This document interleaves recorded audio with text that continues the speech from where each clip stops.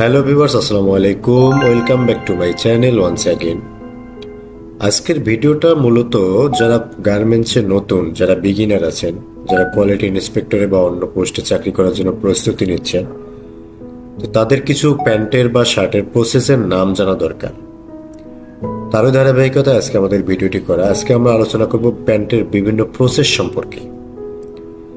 তো প্যান্টের প্রসেসগুলো কি কি হয়ে থাকে, প্যান্টের জোন কয়টা হয়ে থাকে, সাধারণত কোয়ালিটি ইন্সপেক্টরে চাকরি নিতে গেলে প্যান্টের প্রসেসগুলোর কি কি নাম জানতে হয়, এই বিষয়গুলোই আজকে আমরা ভিডিওতে আলোচনা করব। তো চলুন আমরা একের পর এক ধাপে ধাপে জেনে নেই। প্রথমে A zone, B zone, C zone, এই তিনটা জোনের গার্মেন্টসের প্যান্টের ক্ষেত্রে কি কি প্রসেসগুলো হয়ে থাকে, এই প্রসেসগুলো সম্পর্কে আমরা এখন আলোচনা করব।